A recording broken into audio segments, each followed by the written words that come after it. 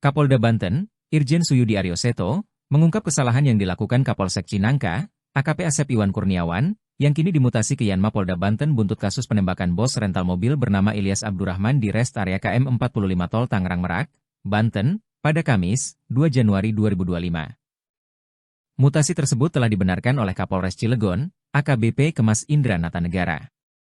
Selain AKP Asep, ada 2 anggota Polsek Cinangka, Brigadir Dery Andriani dan Bribka Dedi Irwanto juga yang dimutasi ke Yanma Polda Banten, dalam rangka pemeriksaan. Mengenai kesalahan yang diperbuat, Irjen Suyudi membeberkannya satu persatu. Mulai dari kesalahan yang diperbuat oleh 2 anggota Polsek Cinangka yang tak melaporkan secara lengkap kepada AKP Asep soal laporan agam dan AKP Asep dianggap tidak melakukan pengawasan dengan baik. Pertama, Irjen Suyudi menjelaskannya bahwa ada 2 anggota Polsek Cinangka yang piket dan menerima kedatangan anak Ilyas, Agam Muhammad pada Kamis dini hari pukul 2.30 waktu Indonesia Barat. Agam datang ke Polsek untuk melaporkan mobil rentalnya dibawa kabur oleh penyewa ke Saketi, Pandeglang, dan meminta pendampingan dengan membawa BPKB, STNK, dan kunci cadangan mobil. Lalu, ada diskusi antara rental dan leasing, baru setelah itu Bribka Dery melaporkan kepada Kapolsek AKP Asep. Namun, kata Irjen Suyudi, anggota Polsek Cinangka tidak melaporkan secara lengkap kepada AKP Asep tentang apa yang dilaporkan Agam. Menurut Irjen Suyudi, seharusnya anggota Polri melakukan pendampingan terhadap warga yang melapor tersebut, apalagi mereka sudah membawa surat-surat kendaraan lengkap.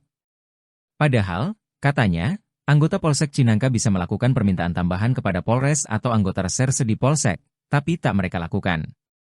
Dalam hal ini, Irjen Suyudi kemudian membeberkan kesalahan AKP Asep sebagai pimpinan Polsek Cinangka, yakni dia tidak melakukan pengawasan dengan baik. Karena itu, kata Irjen Suyudi, AKP Asep akan dikenakan sanksi. Begitupun dengan 2 anggota Polsek Cinangka lainnya, kata Irjen Suyudi, pihaknya akan menindak tegas anggotanya yang melanggar kode etik tersebut. Agam sebelumnya juga menyebutkan, alasan Kapolsek menolak pendampingan itu karena belum ada laporan polisi, LP, dan pihak Polsek Cinangka menyangka jika para korban merupakan leasing. Saat itu, para petugas kepolisian yang tengah piket juga sempat menelepon dan meminta izin kepada Kapolsek Cinangka. Namun, Kapolsek Cinangka menolak dan enggan mendampingi korban. Buntut dari Polsek Cinangka menolak pendampingan terhadap Ilyas, akhirnya terjadi penembakan oleh oknum prajurit TNI AL di rest area KM 45 Tol Jakarta Merak pada Kamis subuh. Akibat kejadian tersebut, bos rental Ilyas tewas tertembak di bagian dada sedangkan rekannya Romli dalam kondisi kritis. Sebelumnya, mengenai pendampingan itu, AKP Asep membantah tudingan penolakan tersebut. Dia menjelaskan pihaknya hanya tidak ingin gegabah memberikan pendampingan karena menyangkut keselamatan semua pihak. AKP Asep pun membeberkan kala itu ada 3 orang datang ke Polsek Cinangka sekitar pukul 1 dini hari dan mengaku sebagai leasing yang hendak mengejar mobil. Petugas lantas meminta dokumen kendaraan yang akan dikejar, tapi mereka tidak bisa menunjukkan. Petugas yang sedang piket kemudian menyarankan agar korban membuat laporan resmi. Setelah itu, mereka pergi dengan alasan mengambil dokumen. Namun, kata AKP Asep, orang yang sebelumnya datang itu tidak kembali lagi ke Polsek Cinangka.